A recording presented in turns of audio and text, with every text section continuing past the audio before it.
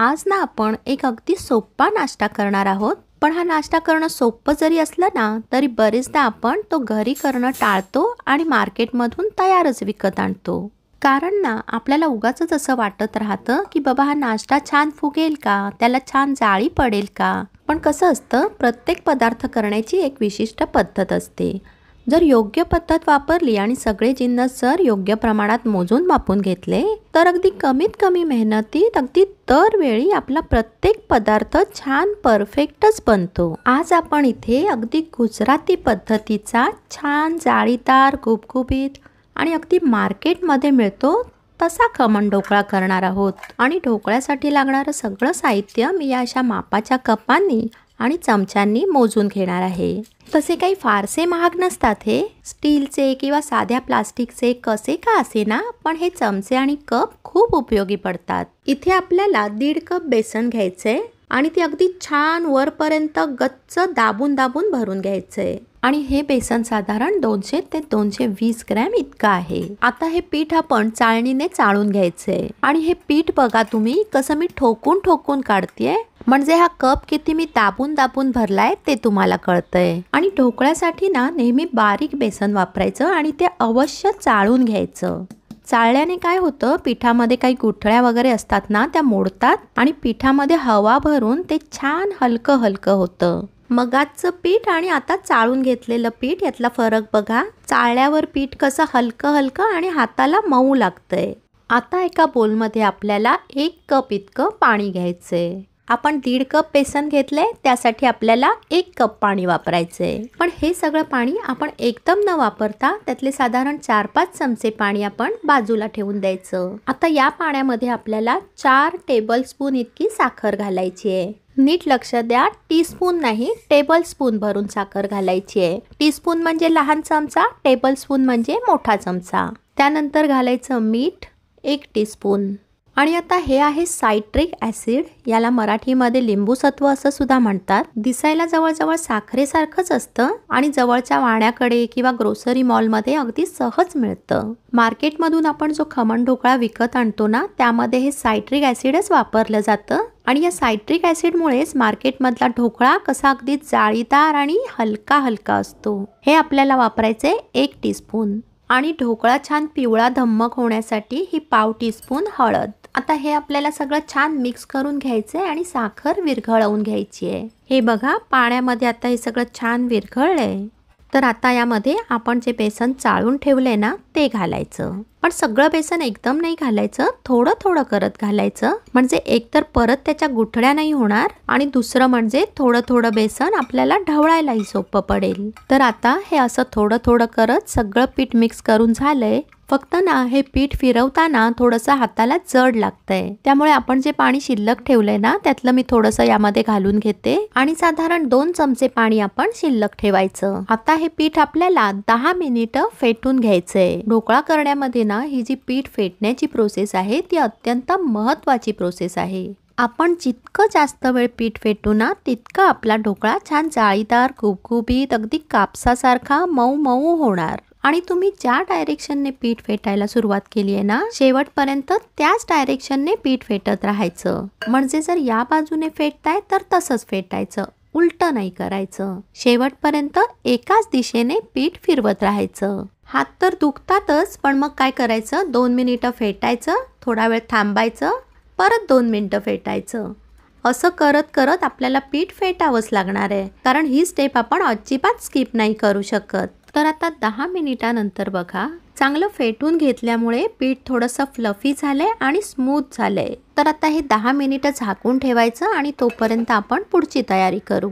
इथे मी एक केकचा टीन घेतलाय, त्याला व्यवस्थित तेल चोपडून सगळीकडून चांगलं ग्रीस करून घ्यायचं.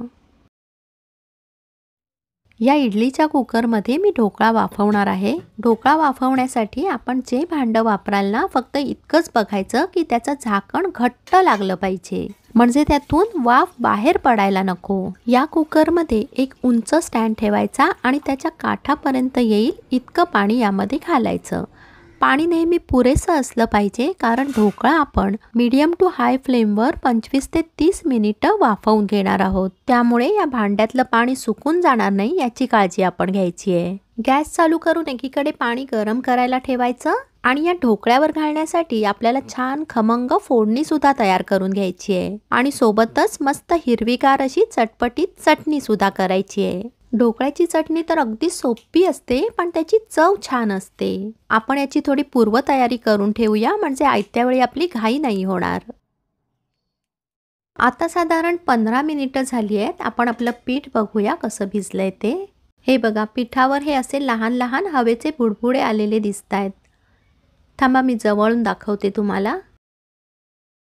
हे बघा हे असे हलके हलके हवेचे बुडबुडे आले आहेत म्हणजे आपलं पीठ थोडं थोडं फर्मेंट व्हायला सुरुवात झाली आहे। आता यामध्ये घालायचं 2 टेबलस्पून तेल। तेल घातल्यामुळे ढोकळा अगदी मऊसूत होतो आणि खाताना घास नाही बसत, सुका सुका नाही लागत। आता असंच थोडा वेळ फेटत राहायचं आणि तेल पिठामध्ये चांगलं एकजीव करून घ्यायचं।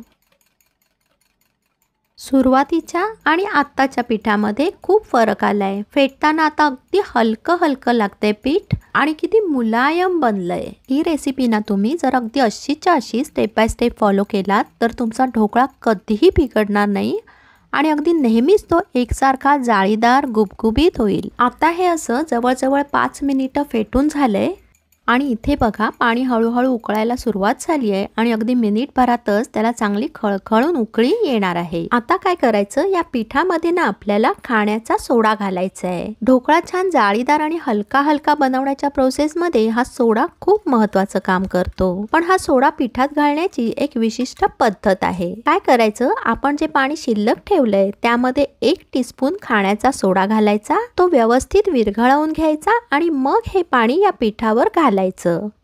सोड्याचं पाणी पिठात घातल्या घातल्या हे पीठ असं सफेद व्हायला लागलं की समजायचं की सोडा छान ताजा आहे, खूप दिवसाचा जुना नाहीये। जुना सोडा वापरला तर मात्र ढोकळा जाळीदार होण्यासाठी त्याचा काहीच उपयोग होत नाही। आता हे पीठ एकाच दिशेने आणि सारख्याच गतीने साधारण अर्धा ते 1 मिनिट असंच फिरवत राहायचं।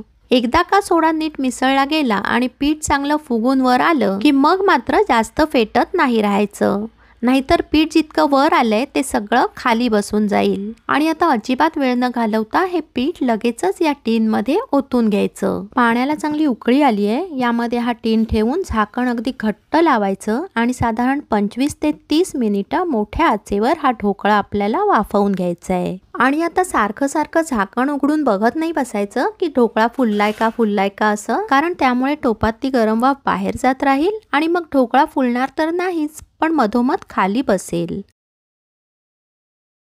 आता बरोबर 25 मिनिटं झाली आहेत, आपण झाकण काढून बघू।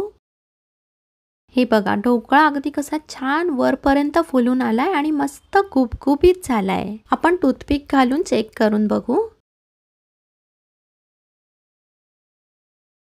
हे बघा काडीवर हे असे लहान लहान पिठाचे कण दिसतायत, त्यामुळे आता आपण काय करायचं, आणखीन 5 मिनिटं टोपावर झाकण ठेवून मोठ्या फ्लेमवर आपण हा ढोकळा वाफवून घ्यायचा। आता आणखीन 5 मिनिटं म्हणजे पूर्णपणे 30 मिनिटं ढोकळा वाफवून झालाय। इतक्या मापाचा ढोकळा वाफवण्यासाठी 30 मिनिटं अगदी पुरेशी आहेत आणि टूथपिक सुद्धा अगदी स्वच्छ निघून आली आहे, म्हणजे ढोकळा आतपर्यंत अगदी चांगला शिजलाय। आता ढोकळा बाहेर काढून आपण हलका हलका थंड करायला ठेवू आणि हा थोडा थोडा गरम असतानाच बघा त्याच्या कडा आपोआप सुटत आल्या आहेत। टोपामध्ये बघा कसा अगदी वरपर्यंत फुलून आलाय, अगदी हलका हलका गुबगुबीत कापसासारखा मऊ मऊ लागतोय। हे बघा हाताने दाबला तरी परत उठून वर येतोय, असा खड्डा वगैरे नाही पडत आहे, म्हणजे ढोकळ्याला आतमध्ये अगदी छान जाळी आली आहे। आता ढोकळ्यावर घालण्यासाठी आपण फोडणी तयार करून घेऊ। कढई तापवून त्यामध्ये 1 टेबलस्पून इतकं तेल गरम करून घ्यायचं। तापलेल्या तेलामध्ये 1 टीस्पून मोहरी घालायची। मोहरी तडतडली की 4-5 हिरवी मिरची मधोमध कट करून घालायची। आता ही 12 ते 15 कढीपत्त्याची पानं आणि पाव टीस्पून हिंग घालून थोडं परतून घ्यायचं। वरून हे 1 कप पाणी घालायचं आणि ही 1 टेबलस्पून साखर, अर्ध्या लिंबाचा रस पिळून घालायचा। खरं म्हणजे लिंबू रस मी पाण्याला उकळी आल्यानंतर गॅस बंद केल्यावर घालायला हवा होता, पण मी चुकून अगोदरच घातला। तुम्ही मात्र नंतरच घाला, कारण लिंबू रस जर उकळला ना तर तो थोडासा कडसर लागू शकतो। पाण्याला उकळी आली की गॅस बंद करायचा आणि ढोकळा थोडा थोडा गरम असतानाच त्याच्या कडा सोडवून घ्यायच्या। आणि हे बघा, टीन नुसता उपडी केल्या केल्यास तो अगदी अलगद निघून येतो। आता धारदार सुरीने आपण ढोकळ्याचे पीसेस कट करून घ्यायचे। हे बघा, याला जाळी बघा किती छान आली आहे। आणि जेव्हा आपण याच्यावर फोडणीचं पाणी घालतो आणि ते पाणी ढोकळ्यामध्ये चांगलं मुरतं, तेव्हा तर ढोकळा आणखी स्पॉन्जी होतो आणि अगदी त्याची जाळी सुद्धा जास्त खुलून येते। आणि हा ढोकळा कट करताना ना सुरी अशी आडवी नाही धरायची, ही अशी उभी धरून वर खाली करत कट करायचा, म्हणजे ढोकळ्याचे तुकडे असे विखुरल्यासारखे नाही होत आणि अगदी मस्त क्लीन निघून येतात। आता हे बघा, हा ढोकळा असा आपण हाताने दाबून धरला ना तरी तो परत उठून वर येतो, म्हणजे आपला ढोकळा अगदी परफेक्ट जाळीदार तयार झालाय। थांबा हा, तुम्हाला अजून जवळून दाखवते मी जाळी। हे बघा, आहे ना अगदी परफेक्ट जाळीदार ढोकळा। आता हे फोडणीचं पाणी आपण ढोकळ्यावर घालायचं। इथे फक्त एकच गोष्ट लक्षात ठेवायची की फोडणीचं पाणी आणि ढोकळा हे दोन्हीही थोडं थोडं गरम असलं पाहिजे, अगदी थंडही नको आणि खूप जास्त गरमही नको, म्हणजे हे पाणी ढोकळ्यामध्ये अगदी व्यवस्थित मुरेल आणि ढोकळ्याला छान स्पॉन्जी करेल। वरून ताजी हिरवीगार कोथिंबीर घालायची बारीक चिरलेली, आणि आपल्या आवडीप्रमाणे किसलेलं ओलं खोबरं घालायचं वरून, खूप छान लागतं। आता आपला ढोकळा मस्त सजवून झालाय आणि किती छान दिसतोय बघा। आता साधारण 20 मिनिटं हा असाच मुरत ठेवायचा आणि तोपर्यंत आपण याच्याबरोबर खाण्यासाठी जी हिरवी चटणी असते ना ती करू। चटणीसाठी बघा, मुठभर कोथिंबीर आणि 8-10 पुदिन्याची पानं घ्यायची। ही बघा, पुदिन्याची पानं यामध्येच मिक्स आहेत। 5-6 कढीपत्त्याची पानं, हे अर्धा इंच आलं, लसणाची ही एक मोठी पाकळी घेतली आहे, 3-4 हिरवी मिरची मी इथे तुकडे करून घेतल्यात, अर्ध्या लिंबाचा रस पिळून घ्यायचा, अर्धा टीस्पून साखर, चवीप्रमाणे मीठ घ्यायचे, अर्धा टीस्पून जिरे पावडर, आणि हे इथे मी ढोकळ्याचे 2 लहान तुकडे घेतलेत। याने चटणी छान दाटसर होते आणि चवही छान येते। पाव कप पाणी घालून हे सगळं छान बारीक वाटून घ्यायचं आणि ही बघा किती छान मऊसूत चवदार चटणी तयार झाली आहे।